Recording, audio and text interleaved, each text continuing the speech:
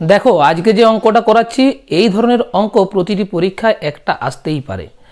আমি যে কোনো অঙ্ক করানোর আগে তোমাদের বলে থাকি যে অঙ্কটি ভালো করে পড়ে নিতে হবে। আগে পড়ে নিই, বর্গক্ষেত্রের প্রতিটি বাহুর দৈর্ঘ্য 10% করে বৃদ্ধি পেয়েছে, তাহলে ক্ষেত্রফল কত পার্সেন্ট বৃদ্ধি পাবে? আমরা কি জানি না, বর্গক্ষেত্রের ক্ষেত্রফল সমান বাহু গুণিত বাহু, মানে বাহু স্কয়ার, দুটো বাহুর গুণফল। কারণ বর্গক্ষেত্র চারটা বাহুই সমান থাকে, দৈর্ঘ্য গুণিত প্রস্থ, এই দৈর্ঘ্য গুণিত প্রস্থ মানে বাহু গুণিত বাহু, যেহেতু দৈর্ঘ্য প্রস্থ সমান।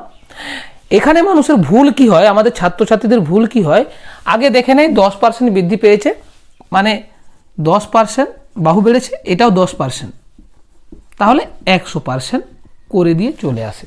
অপশন ডি করে দিয়ে চলে আসে, নাম্বার কিন্তু মাইনাসে চলে যায়, যেতে মাইনাস থাকে আর কি, নাহলে শূন্য হয়ে যায়। আবার অনেকে করে কি না, 10% বাহু বৃদ্ধি পেয়েছে, তাহলে নিশ্চয়ই ক্ষেত্রফল 10% বৃদ্ধি হবে, আন্দাজে একটা করে দিয়ে অপশন নিয়ে চলে এলো, অঙ্ক শেষ হয়ে গেল।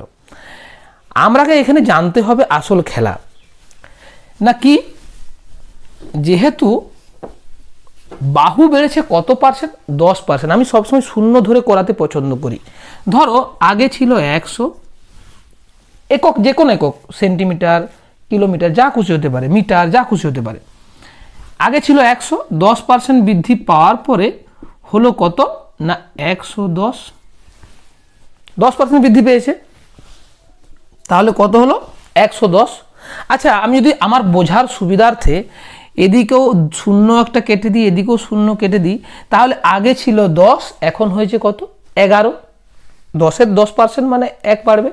Very good.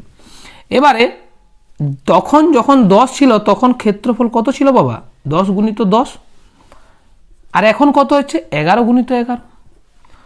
আগে ছিল 10 গুণিত 10 মানে 100, এখন হয়েছে 121, মানে 100-র মধ্যে বৃদ্ধি পেয়েছে কত 21।